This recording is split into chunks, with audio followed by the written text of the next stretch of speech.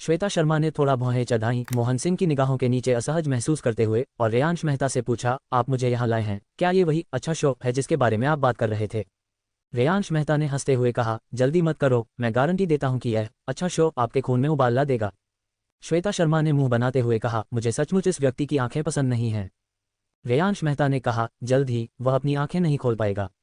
दोनों ने बिना किसी रोक टोक के बात की, अपनी आवाज़ धीमी करने की जहमत नहीं उठाई।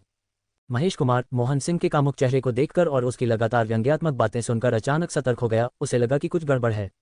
मोहन सिंह ने रेयांश मेहता से कहा, अरे बदमाश, मैं अपनी आंखें नहीं खोल पाऊंगा। क्या बड़ी बात कर रहे हो? ये देखकर कि दोनों पक्ष बहुत ही असंगत हो रहे थे, महेश कुमार ने तुरंत हस्तक्षेप करते हुए कहा, अध्यक्ष जो का यह मतलब नहीं है। अंधेरा हो रहा है, सभी को सोने की जरूरत है, इसलिए अपनी आंखें न खोलना सामान्य है। हा हा हा, आज हम सब लोग झगड़ा खत्म कर रहे हैं। आओ पहले मैं ये पी लूंगा। महेश कुमार ने एक प्याला शराब भरा, उसे एक ही घूंट में पी लिया, फिर खाली प्याला दूसरों को दिखाया। रेयांश मेहता ने श्वेता शर्मा को शांतिपूर्वक बैठने के लिए कहा, खाने का कोई इरादा नहीं दिखाया, और केवल इतना कहा, आज महेश कुमार के लिए मैं हमारे दोनों पक्षों के बीच सुलह पर चर्चा करने आया हूँ। तुम्हें ज्यादा सम्मान देना चाहिए, मैं नहीं चाहता कि मेरा दोस्त दुखी हो। महेश कुमार ने रेयांश मेहता की ओर अत्यंत कृतज्ञता से देखा, ये जानते हुए कि रेयांश मेहता उसके लिए बोल रहा था। फिर महेश कुमार ने मोहन सिंह के कान में फुसफुसाया, जो फिर से गुस्सा होने वाला था, बॉस, क्या हम कल सुलह करने के लिए सहमत नहीं हुए थे? कृपया अपने गुस्से को सहन करें, इस अवसर को न चूकें। अध्यक्ष जो को आमंत्रित करना बहुत मुश्किल है। हालांकि बेहतर होता अगर वह न बोलते। जैसे ही उसने बात खत्म की, मोहन सिंह तुरंत उठ खड़ा हुआ और बिना किसी चेतावनी के महेश कुमार के चेहरे पर जोरदार थप्पड़ मारा, जिसकी तीखी आवाज सिल्वर फॉर्चून टावर के ऊपरी तल तक गूंज गई। थप्पड़ से वह अचंभित हो गया, कई कदम पीछे हट गया, लड़खड़ा गया और जमीन पर गिर पड़ा। उसके मुंह से खून बह रहा था। वह अविश्वास से मोहन सिंह को देखने लगा, उसका दिल बैठ गया। क्या हो रहा है? क्या वे सुलह करने को तैयार नहीं थे? उसने उसे सबके सामने थप्पड़ क्यों मारा? महेश कुमार का दिमाग तेजी से घूम गया और अचानक उसकी आंखें चौड़ी हो गईं। अब उसे समझ आ गया था, वह एक जाल में फंस गया था। मोहन सिंह का कल सुलह करने का खुशनुमा समझौता पूरी तरह से झूठा था, ताकि उसे रेयांश मेहता को सिल्वर फॉर्चून टावर के पास लाने के लिए छल किया जा सके। इसका उद्देश्य निश्चित रूप से रेयांश मेहता को मारना था। शुरू से अंत तक मोहन सिंह ने कभी भी शांति बनाने का इरादा नहीं किया था। इस समय महेश कुमार को अचानक अपने दिल में एक तेज दर्द महसूस हुआ, जो उसके थप्पड़ खाए चेहरे से भी ज्यादा दर्दनाक था। वह विश्वास नहीं कर सका कि मोहन सिंह इतना बेशर्म था कि उसने उसकी हार्दिक ईमानदारी को जमीन पर पटक दिया और फिर उस पर निर्दयता से पैर रख दिया। उसने सचमुच गिरोह के लिए अच्छी कामना की थी, लेकिन इसके बजाय उसे विश्वासघात और अपमान का सामना करना पड़ा, जिससे उसका दिल बहुत पछतावे से भर गया।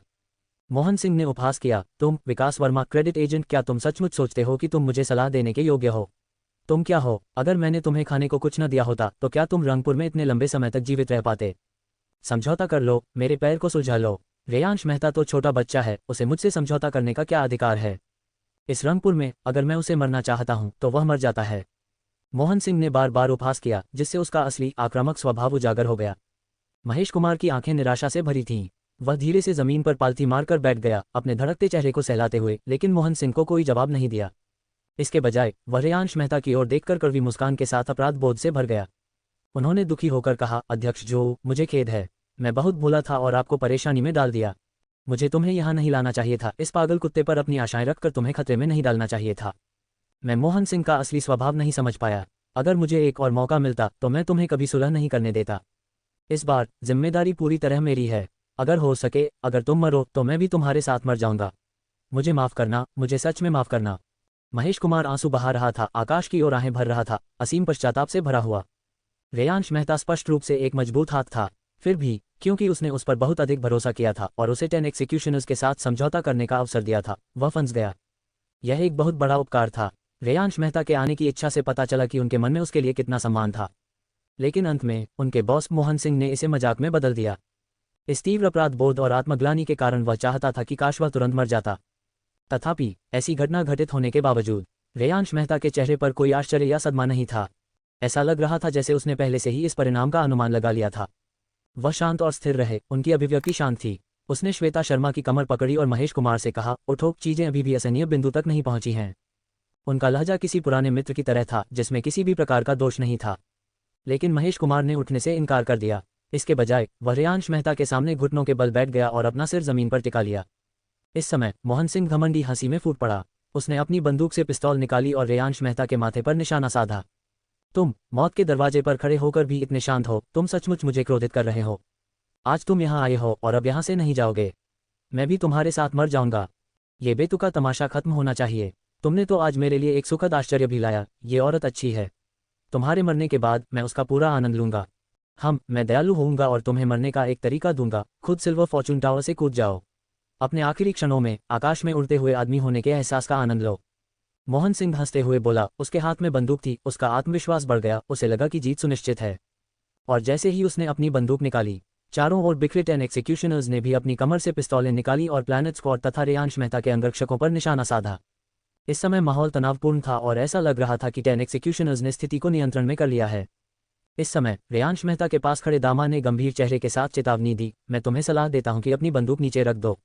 अगर तुम्हारी उंगली 1 इंच भी हिलने की हिम्मत करती है और मेरे बॉस के एक बाल को भी नुकसान पहुंचाती है तो मैं तुम्हें इस दुनिया में आने पर पछतावा कराऊंगा। मोहन सिंह ने दामा को एक भयावह मुस्कान के साथ देखा और कहा, आपकी कदकाठी अच्छी है। क्या आप मेरे लिए काम करने में रुचि रखते हैं? ये रेयांश मेहता के लिए काम करने से कहीं बेहतर है, जो मरने वाला है। आपकी तुलना बॉस के पैर की उंगलियों से भी नहीं की जा सकती, दामा ने गहरी तेज आवाज में कहा। तो फिर मैं पहले तुमसे निपटूंगा। हा। मोहन सिंह ने दामा के सिर पर बंदूक तान दी। उसकी हंसी तीखी और तीक्ष्ण थी, जो दामा के मरते हुए संघर्ष का मजाक उड़ा रही थी। दामा भी हंसे। बड़े भाई, दूसरे बड़े भाई विक्रांत वर्मा और वाइल्ड मॉन्क सभी हंसे। रेयांश मेहता और भी अधिक खुशी से हंसा। श्वेता शर्मा की कमर पकड़ते हुए बोला, क्या अच्छा शो अभी शुरू नहीं हुआ है? बकवास। श्वेता शर्मा ने भौहें चढ़ाईं। बंदूक उसकी ओर तानने से वह असहज महसूस कर रही थी। ऐसे समय में तुम अब भी कैसे हंस सकते हो? तुम जो कर रहे हो वह बहुत खतरनाक है। श्वेता शर्मा का चेहरा तिरस्कार से भरा हुआ था। कह रहा था, मैं अभी अपनी पहचान बता दूंगा। मोहन सिंह तुम्हें छूने की बिल्कुल हिम्मत नहीं करेगा। कोई जरूरत नहीं। चूंकि मुझे आने का पूरा भरोसा है, इसलिए मैं उससे नहीं डरूंगा। तुम मुझे बहुत कम मानते हो। रेयांश मेहता के हाथ में एक ताश का पत्ता आ गया। जैसे ही उसने उसकी पतली कमर को थामा, हल्के से झटका देते हुए उसने कहा, तुम मेरे परिवार में पैदा हुई हो। शायद इस जीवन में तुमने कभी ऐसा रोमांचक दृश्य व्यक्तिगत रूप से नहीं देखा होगा। फिलहाल बस अपने पेय और भोजन का आनंद लो। जो कुछ भी होता है उसका आपसे कोई लेना देना नहीं है। बस कल्पना करें कि आप कोई फिल्म देख रहे हैं। कार्ड उसके हाथ से छूटकर एक सुंदर चाप बनाता हुआ मोहन सिंह की बंदूक पकड़े कलाई में घुस गया। श्वेता शर्मा की नज़र में समय अचानक धीमा हो गया। वह देख सकती थी कि मोहन सिंह के चेहरे पर विजयी भाव धीरे धीरे दर्द और सदमे में बदल रहा है। तभी मोहन सिंह की कलाई पर एक रक्तरेखा उभरी, जिससे खून बहने लगा और उसकी पूरी हथेली साफ साफ कटकर पिस्तौल के साथ सीधे जमीन पर गिर गई। मोहन सिंह ने अविश्वास से अपनी कटी हुई हथेली को देखा। बेमिसाल दर्द उसकी नसों तक पहुंच गया था, जिससे उसकी आंखें बाहर निकल आई थीं। आहा हा हा हा हा हा हा हा। मोहन सिंह उसने अपनी कटी हुई कलाई पकड़ ली और एक कटे हुए सुअर की तरह उन्मत्त होकर चिल्लाने लगा। उसकी चीखें तीखी थीं। तीव्र दर्द के कारण उसके लिए अस्थायी रूप से सांस लेना असंभव हो गया। हर पल पीड़ादायक था और उसका चेहरा तुरंत पीला पड़ गया। इस अवलोकन डेक के तल पर मौजूद 10 एग्जीक्यूशनर्स गिरोह के सदस्य भी अचानक घटी इस घटना से स्तब्ध रह गए। वे अपनी पिस्तौलें पकड़े हुए वहीं जमे हुए थे तथा ट्रिगर दबाने में हिचकिचा रहे थे। ये सब बहुत तेजी से हुआ। उनके बॉस को साफ तौर पर भारी बढ़त हासिल थी। उनके हाथ में बंदूक थी। वो रौबदार दिख रहे थे और अगले ही पल उनकी कलाई काट दी गई। कौन प्रतिक्रिया दे सकता था? इसके अलावा वे ये समझ ही नहीं पा रहे थे कि कैसे रेयांश मेहता केवल एक कार्ड से उनके बॉस का हाथ बेरहमी से काट सकता है। वह कार्ड एक बार घूमकर मेज में धंस गया तथा ताज़ा खून से लथपथ हो गया। इस दृश्य ने उन्हें बहुत बड़ा झटका दिया, यहाँ तक कि उन्हें ये संदेह भी हुआ कि क्या वे सपना देख रहे थे। यह अविश्वसनीय रूप से अवास्तविक लगा। जल्दी से गोली चलाओ, उन्हें मार डालो। तुम क्या घूर रहे हो? बहुत दर्द हो रहा है। मैं उसे मरवाना चाहता हूँ। मोहन सिंह दर्द से चीखा। उसकी आवाज़ बहुत तेज थी, जिससे 10 एग्जीक्यूशनर्स के कुलीन सदस्य तुरंत चौंक गए। दुर्भाग्यवश तब तक उनके लिए कार्रवाई करने में बहुत देर हो चुकी थी। जैसे ही रेयांश मेहता ने कार्ड उछाला, दामा भारी तेज कदमों से आगे बढ़े, पहले से ही निकटतम थग के करीब पहुंच गए। उनकी हथेली पंखे की तरह बाहर की ओर थपथपा रही थी। वरिष्ठ भाई और द्वितीय वरिष्ठ भाई ने भी एक ही गति से अभिनय किया। पास की कुर्सियों को पकड़कर उन्हें निकटतम लोगों पर फेंका। विक्रांत वर्मा सचमुच एक बवंडर में तब्दील हो गया। अपने 2 मजबूत शक्तिशाली पैरों से फर्श को रौंदते हुए लगातार उनके बीच से गुजरते हुए वह धुंधले में बदल गया। वाइल्ड मॉन्क की त्वचा कच्चे लोहे की तरह हो गई, धातु की चमक के साथ चमक रही थी, क्योंकि उसने निकटतम गिरोह के सदस्य के हाथ से बंदूक छीन ली और आसानी से उसे स्क्रैप धातु में कुचल दिया। ये बहुत अचानक हुआ, यहाँ तक कि जिन लोगों ने प्रतिक्रिया व्यक्त की वे भी अपनी बंदूकें नहीं चला सके, क्योंकि रेयांश मेहता एक दिव्य युवती की तरह फूल बिखेरते हुए ताश के पत्तों को उछालता था और उनके हाथों को सटीक रूप से काटता था। कार्ड पूरे फर्श पर बिखरे हुए थे, जैसे उड़ते हुए गिरे हुए पत्ते, और उससे भी अधिक ऐसे जैसे जीवन काटने वाली दरांती। एक ही पल में सिल्वर फॉर्चून टावर के ऊपर स्थित लगभग एक दर्जन 10 एग्जीक्यूशनर्स को निर्दयतापूर्वक नष्ट कर दिया गया। वे खून से लथपथ पड़े थे। कुछ की गर्दन मरोड़ी गई थी, कुछ के दिल लातों से चकनाचूर हो गए थे, कुछ के चेहरे मुक्का लगने से कुचल दिए गए थे और कुछ के गले ताश खेलने से कट गए थे। ये गिरोह के कुलीन लोग प्लैनेट स्क्वाड का मुकाबला कैसे कर सकते थे? उनकी ताकतें एक स्तर की नहीं थीं और बंदूकों के मामले में भी उनका कोई मुकाबला नहीं था। यदि वे शूटिंग के लिए लंबी दूरी बनाए नहीं रखते तो वे कुंग फू मास्टर्स को नुकसान पहुंचाने में सक्षम हो सकते थे, लेकिन यहाँ जगह बहुत छोटी थी जो उन मास्टर्स के लिए बहुत फायदेमंद थी जो नज़दीक से लड़ सकते थे। इसके अलावा रेयांश मेहता के तेज और सटीक pluck leaves with a flick के समर्थन के साथ गोली चलाने का उनका एकमात्र मौका मरने से पहले छत पर बेतरतीब ढंग से गोली चलाना था। जैसे ही उसने ये कहा, श्वेता शर्मा को अपनी आंखों के सामने धुंधलापन महसूस हुआ और 10 एग्जीक्यूशनर्स में से एक भी खड़ा नहीं बचा। ये सुनकर वह अचंभित और अत्यंत आश्चर्यचकित रह गई। इतनी जल्दी? क्या आपके अंगरक्षक राक्षस हैं? यह अविश्वसनीय है, मैंने तो बस पलकें झपकाईं।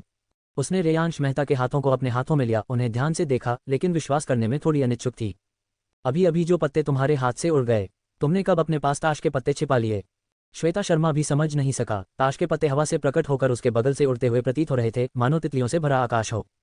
इस चमत्कारी तकनीक ने उसके हृदय को शांत कर दिया। ये बहुत ही आश्चर्यजनक था, यहाँ तक कि किसी जादू से भी अधिक जादुई। ये वास्तव में किसी व्यक्ति का हाथ काट सकता था। इस प्रकार की मार्शल आर्ट अनसुनी और अनदेखी थी, यहाँ तक कि एक धनी परिवार की महिला होने के बावजूद उसने इसके बारे में कभी नहीं सुना था। तुमने मुझे सचमुच चौंका दिया है। अभी मैं तुम्हारे बारे में चिंतित था, लेकिन अब लगता है कि वह अनावश्यक था। आपके इस कौशल के साथ आपसे बचाव करना असंभव है। 10 एग्जीक्यूशनर्स आपके लिए कोई खतरा नहीं है, वे ही हैं जिन्हें चिंतित होना चाहिए। श्वेता शर्मा की रेयांश मेहता की ओर निगाहें लगभग पिघल रही थीं। वह न केवल सुंदर और आकर्षक था, बल्कि वह ताश भी बहुत अच्छी तरह खेलता था। रेयांश मेहता ने एक वाइन ग्लास उठाया और श्वेता शर्मा में एक ड्रिंक डालते हुए कहा, देखते रहो, अच्छा हिस्सा अभी शुरू हुआ है। फिर वह खड़ा हुआ और महेश कुमार की ओर चला गया। उसने डरे हुए महेश कुमार को फर्श से ऊपर खींच लिया। उन्होंने पूछा, अब मैं आपको औपचारिक रूप से पुनः आमंत्रित करता हूं, क्या आप मेरे समूह में शामिल होने के इच्छुक हैं? आसपास का स्थान खून की गंध से भरा हुआ था, जमीन पर ताज़ा लाशें पड़ी थीं और प्लैनेट स्क्वाड सीधा खड़ा था। दृश्य में कुछ देर के लिए सन्नाटा छा गया। महेश कुमार की आत्मा ने लगभग उसका शरीर छोड़ दिया था जब वह अपने आसपास के कभी परिचित 10 एग्जीक्यूशनर्स सदस्यों और मोहन सिंह को, जो अभी भी अपने कटे हुए हाथ को पकड़े हुए था और दर्द से चिल्ला रहा था, शून्य दृष्टि से देख रहा था। अंत में उन्होंने रेयांश मेहता की ओर देखा। यह हमेशा शांत और सौम्य युवक था जिसने प्रश्न पूछा था, जिससे वह असमंजस में पड़ गए। मैंने इतना बड़ा गलत काम किया है, क्या आप अब भी मुझे अपने साथ रखने को तैयार हैं? महेश कुमार ने कांपती हुई आवाज में पूछा। जो कुछ हुआ उसके बाद वह 10 एग्जीक्यूशनर्स से पूरी तरह निराश हो गया था। मोहन सिंह ने उसका दिल तोड़ दिया था, उसके अच्छे इरादों को कुछ भी नहीं समझा था।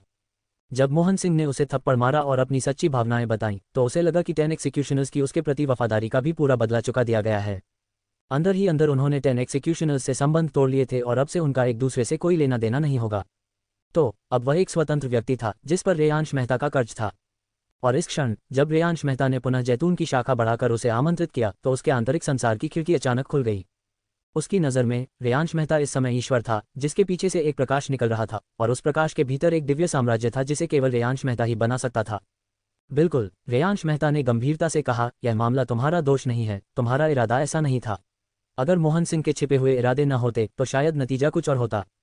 महेश कुमार फिर से घुटनों के बल बैठ गया, लेकिन रेयांश मेहता ने उसे बलपूर्वक वापस ऊपर खींच लिया। महेश कुमार की आंखें नम थीं जब उसने कृतज्ञतापूर्वक कहा, चूंकि चेयरमैन जुओ को कोई आपत्ति नहीं है, इसलिए अब से मेरा जीवन आपका है। अगर आप मुझे पूर्व की ओर जाने को कहेंगे तो मैं कभी पश्चिम नहीं जाऊंगा। अगर आप मुझे मरने को कहेंगे तो मैं मुंह भी नहीं सिकुड़ूंगा। मैं आपकी मदद करने के लिए अपनी पूरी शक्ति लगा दूंगा। कढ़ाई में फूल जोड़ना बर्फ में कोयला भेजने जितना अच्छा नहीं है। रेयांश मेहता ने महेश कुमार की उसके सबसे कठिन समय में मदद की, और इस तरह की दयालुता कोई भी विवेकशील व्यक्ति जीवन भर याद रखेगा। रेयांश मेहता मुस्कुराया और बोला, अच्छा, मेहता इंडस्ट्रीज में आपका स्वागत है। चलो, आज रात के मामलों को निपटाने के बाद आगे की बातें करते हैं। महेश कुमार ने सिर हिलाया और मोहन सिंह के पास चला गया। उसने निर्दयतापूर्वक मोहन सिंह के कटे हुए हाथ को अपने जूते से कुचल दिया। फिर उसने मोहन सिंह के बाल पकड़ लिए और भयावह भाव से कहा, मैं 10 एग्जीक्यूशनर्स के प्रति पूरी तरह से वफादार था। मैंने उस समय तुम्हारे सामने शपथ ली थी और तुम मेरे साथ ऐसा व्यवहार कर रहे हो। मेरे सभी इरादे 10 एग्जीक्यूशनर्स के लिए थे, मेरे मन में कभी कोई दूसरा विचार नहीं आया। लेकिन मोहन सिंह, तुमने मुझे त्याग दिया, जिससे मुझे दूसरों के सामने शर्मिंदा होना पड़ा। आज से हमारे बीच का रिश्ता टूट गया है। मैं अब 10 एग्जीक्यूशनर्स का सदस्य नहीं हूं। मैं अब मेहता इंडस्ट्रीज से संबद्ध हूं। महेश कुमार की अभिव्यक्ति धीरे धीरे ठंडी हो गई, जिससे वह अपरिचित लगने लगा, एक भावनाहीन ब्लेड की तरह। जैसे ही उसने ये शब्द कहे, अतीत की हर चीज टूट गई। मोहन सिंह के हाथ के तीव्र दर्द ने उसके चेहरे को विकृत कर दिया। महेश कुमार, जो मात्र विकास वर्मा था, ने इतना दुस्साहस किया कि उसके कटे हुए हाथ पर पैर रख दिया और उसके बाल खींच लिए, जिससे वह पूरी तरह से अपना विवेक खो बैठा और उन्माद में आ गया। तुम गद्दार हो, तुमने मेरे बाल खींचने की हिम्मत की, तुमने अपने बॉस के साथ ऐसा व्यवहार करने की हिम्मत की। मैं तुम्हें एक दयनीय मौत मरवाऊंगा। मैं सिर्फ तुम्हें ही नहीं मारूंगा, मैं तुम्हारे पूरे परिवार को भी मार डालूंगा। तुम्हारी पत्नी को मार डालूंगा, तुम्हारे बच्चों को मार डालूंगा, तुम्हारे पिता और तुम्हारी माँ को मार डालूंगा। मोहन सिंह ने अपने दांत पीस लिए, बहुत पसीना आ गया और विकृत चेहरे के साथ महेश कुमार पर दहाड़ा।